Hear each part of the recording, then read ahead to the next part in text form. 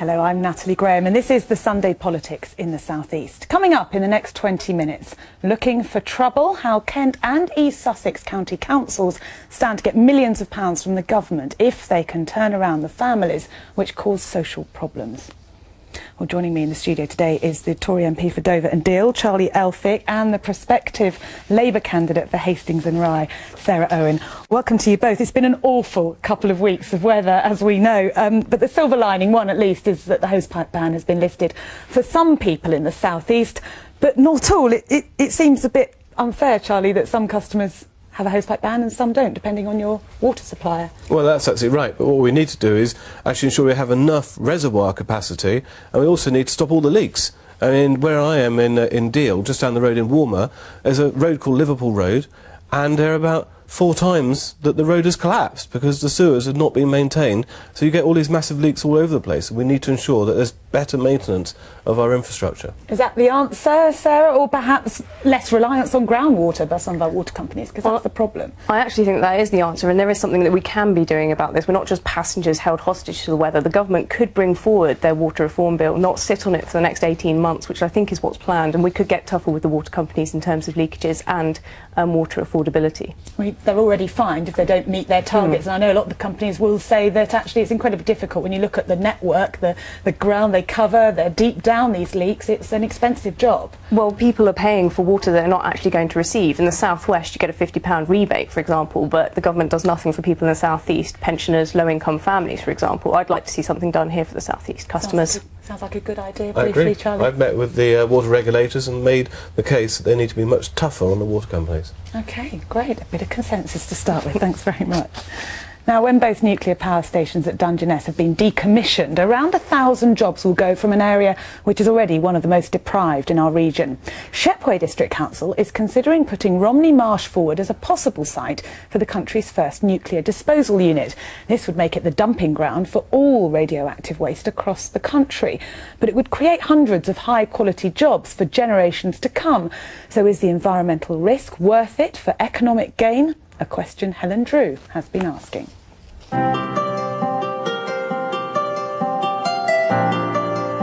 The government is decommissioning existing nuclear power stations, including these in Dungeness, and plans to build new ones around the country.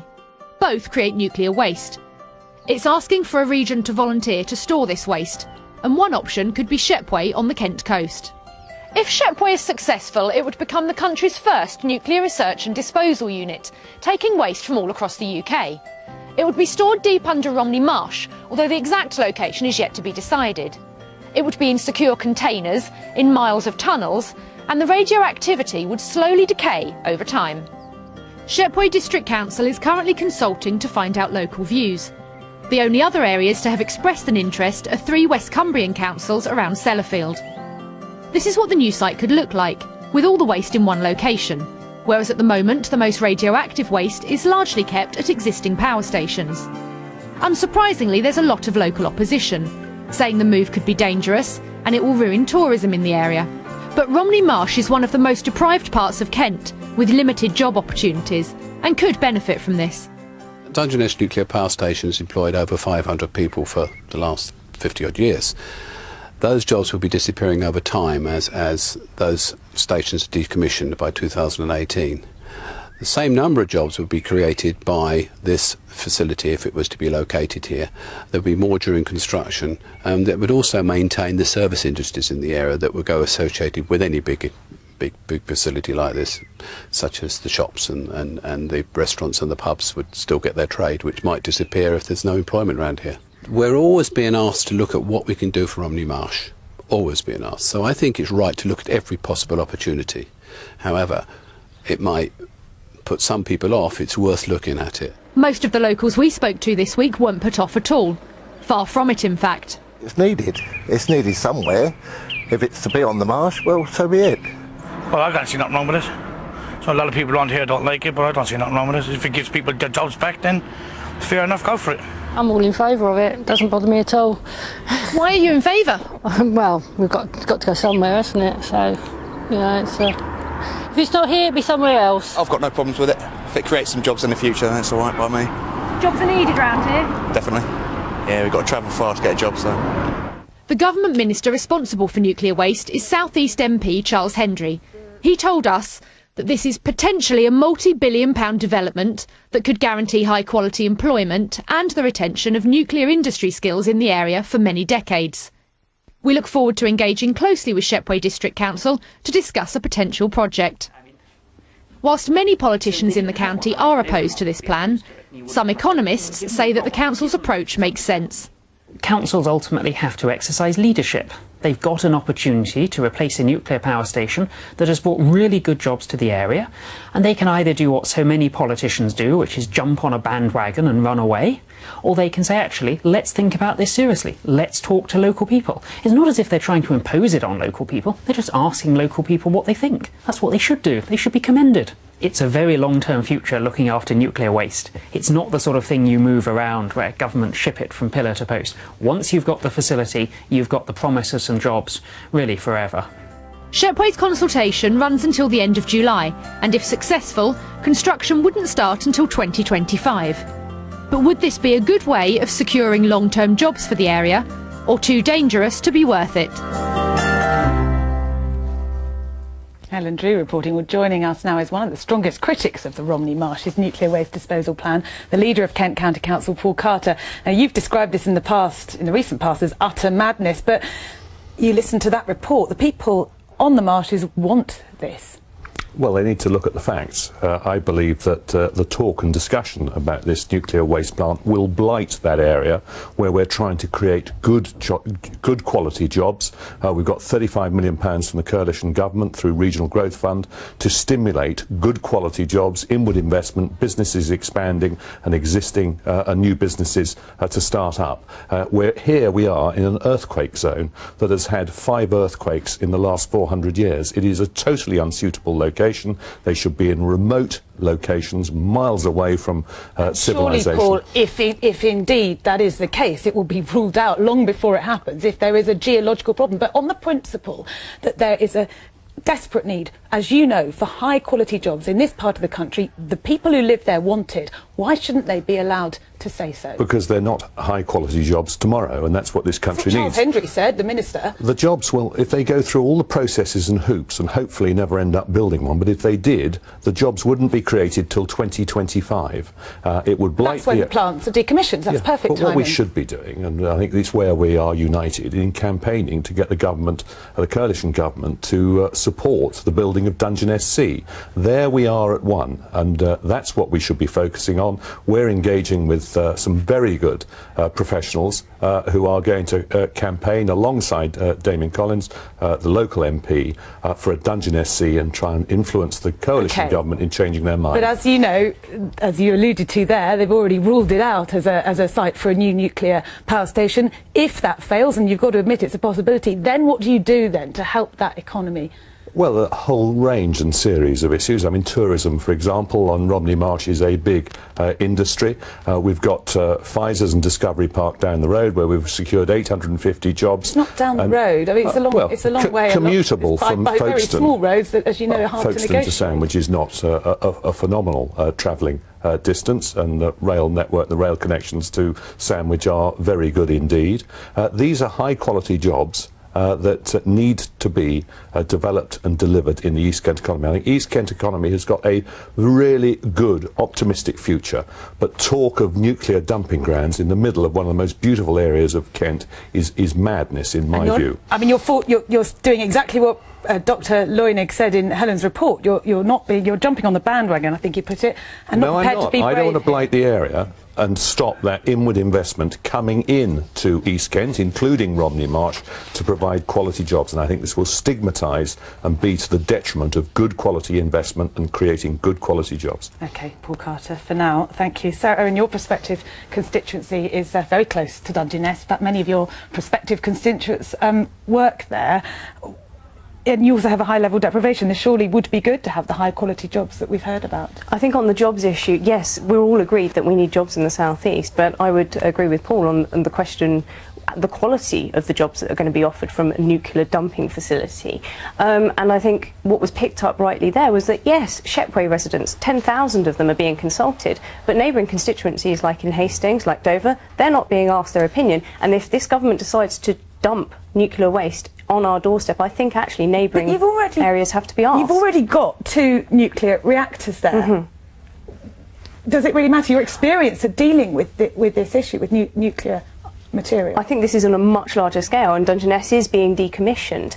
And I think, as was alluded to in the video, you saw the very beautiful Romney Marsh lambs on there. I don't want farmers to be blighted with that. That's a huge industry there, and everybody knows Romney Marsh lamb is famous for that. We've also got very delicate wildlife, flora, fauna protected on Romney Marsh, and I would hate to see that jeopardised. Charlie, as we mentioned, you're nearby as well. Do you agree with these very much so. What we need to do is we need to build Dungeness C. We have a great history in Romney Marsh of zero carbon energy production. That should continue. So what happens to the waste generated by Dungeness C then? It's in Cumbria, basically. Most of it goes to Cumbria. It should stay in Cumbria. They should stick it under a mountain in Cumbria. But we're generating more. Your government is committed to nuclear waste. Nuclear power, we're going to have more waste. It's not the amount's not going to go away. The right place is obviously Cumbria. Everyone knows so you would that. transport it from Dungeness to Cumbria and just bury it there? Well, it is already. That's the reality of what actually happens. It gets to Sellafield and it's reprocessed. But what we really need to look at is what is the problem with Dungeness C? The answer is this awful quango called Natural England saying that there's a bit of seaweed or something growing on the beach that needs to be protected. I think that's the wrong priority. We should put our energy needs ahead of something growing on a man-made beach. OK. Thank you all. For now, Paul Carter will stay with us because this week East Sussex County Council confirmed it signed up to the government's Troubled Families initiative. That means it'll get up to £4,000 for each problem household that it can successfully rehabilitate. Well, there are more than 1,000 families deemed to be in that category in the county, but Kent has far more, over 2,500, the third highest proportion of any area in the country. Well, Kent joined the scheme in March, so is it a creative, money-saving solution to a long-term social problem, or a poorly thought out initiative which will only stigmatise those who need help? Let's go to Paul Carter, the leader of Kent County Council. You've signed up in March, I think, so you're a fan, are you? I think that there's the need to focus on a significant number of families that are troubled families that need help and support. The government's initiative is very much geared to the younger generation in trying to reduce antisocial behaviour, criminality in young people, better school attendance and less exclusions and more young people in good employment opportunities. And that's right up our street. How easy is that to achieve, though? I mean, it sounds great, all this money. I think you calculate you're going to get £8.5 million coming into the county to do it. Over 2 or 3 years, we've got £3 million for the first year, and it will be payment on results from the second and the third year. So we've got to start in September doing things very differently in supporting and identifying those young people that need different support to get them back on track, back into education and back into employment and engaged in their communities, being constructive, not destructive within it. You're also committed to spending the money yourselves. I think something like 15 million. Although you get some from the government, you have to pay a high proportion of the costs as well. Where's that going to come from? Well, I mean, we've got massive amounts of multi-agency work going on already in supporting a significant number of families in Kent in different ways. A lot of that activity isn't joined up and integrated in the way that I believe it should be, and I think the secret of our success will be joining together that resource, working out what the problems are, looking at the symptoms, and then putting in the cure, the help and support in very, very different ways than have been delivered before. Would it be better, though, Charlie Elphick, if you identified the problems before they began? Well, I think that's a key thing that we need to be doing as well. We need to use the information and that we have from health authorities, from district council, housing authorities, from county council, social services authorities, use that information to work out where the families are that are most likely to have that problem in future and go after deprivation before it happens. About that. No, it's not. We need to deal with the existing problem as well, and that's what this initiative is all about. It doesn't sound like it's going far enough in well, I think it should go further, but I welcome this initiative because there was a sense previously that you just throw money at these families and hope that they just go away. What we're doing is putting money in these families to solve the problems, get the kids out of having a failed future of crime and get the parents back into the workplace. That's really where we need to be going. I think Sarah Owen is keen to say something at this point. What do you make of it? Well, I think we can agree in principle that helping troubled families is a good thing. I think that's consensus all around, but actually no one here has identified what a troubled family is, and Eric Pickles himself seems to be quite confused. Are you talking about troubled families whose struggles spill out into the wider community, or are you just talking about people who are struggling in the South East at the moment? I think they're talking about all those things. The definition includes an adult who's out of work, children not going to school, and social problems, crime caused by a family. All of which are people who are accessing services which have been cut, and it feels very much that you are taking with one hand and giving with another, but actually giving a lot less. And I think this shows kind of how shallow and gimmicky this project is, but the fact it's only going to last 3 years. We're talking about a generation of problems here, and you think that you can solve it in 3 years. I think that shows how little you understand the nobody said it's going to stop after 3 years. Nobody said it's going to stop. If it really delivers the outcomes that we're expecting, I'm sure it will go on forever. It's all about making better use of public resource in supporting a number of troubled families and delivering improved outcomes for those young people. You can guarantee that there'll be funding for this after 3 years, can you?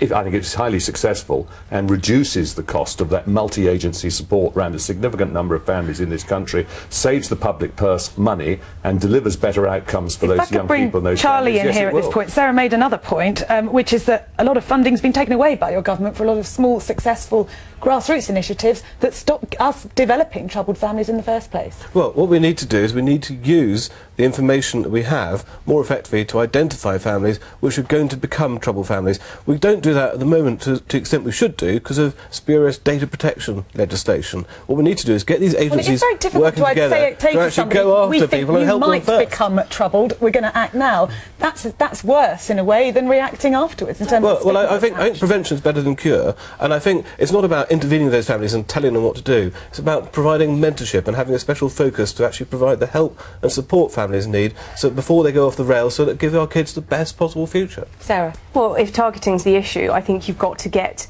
your figures and your facts right. All this data that's been used at the moment is based on 2005, troubled families in 2005. Now, since then, we've had a recession. There will be more people, more crisis families as a result of the recession and as a result of cuts to services. You're talking about getting people back into jobs, CV help, skills, apprenticeships, those sorts of things. Those are all the things that have been cut and taken away. So I think actually this is just a bit of a showmanship, a bit of a headline-grabbing attempt to say, okay, here we go. The coalition government has put a lot of additional money into modern apprenticeships. Yes, they stopped the Future Jobs Fund, but they put that money and more replaced into modern apprenticeships in this country. Paul Carter, we're going to have to leave it there. I apologise. Thank you very much indeed for joining us. It's time, though, now for a roundup of the week's events with our political editor, Louise Stewart.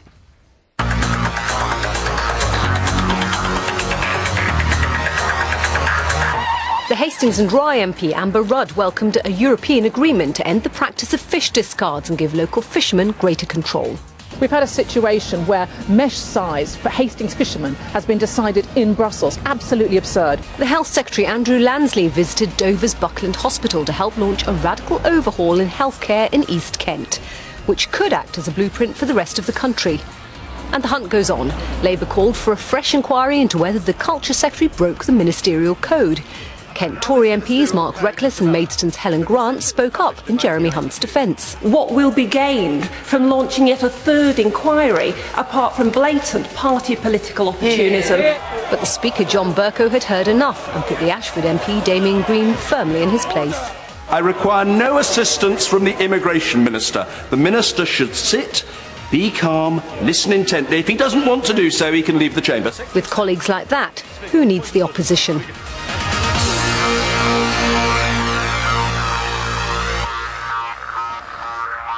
Thanks to Louise Stewart. Now, Sarah Owen, this agreement to end discards, it's only an agreement to talk. It's not going to change anything necessarily, is it? Well, no, it's not going to change anything necessarily. Ending discards is a good thing, but actually that's not the real issue for smaller fishing fleets in Hastings and Rye. It's actually the issue of quotas. It doesn't matter how much they don't discard, it's how much they're actually allowed to catch. And even with these changes, we're only still seeing half a cod per fisherman every day. OK, it's a big issue, I know, in Hastings. Now, Charlie Offick, you were at that visit by the Health Secretary, but as you know, a lot of GPs in your constituency are unhappy about these changes. Well, a lot of GPs in my constituency are enthusiastic about these changes, which is why we had the Health Commission in the first place. And we've got the GPs, the District Council, County Council, myself, working together to improve healthcare, and most importantly of all, from my point of view, to deliver a proper hospital for Dover, which is a key priority for me. OK, Charlie Uffick, Sarah Owen, thank you both very much indeed. Well, that's it for the Sunday Politics in the South East for this week. My thanks to both guests. I'll be here again next Sunday, but for now it's back to Andrew for the week ahead. Bye-bye.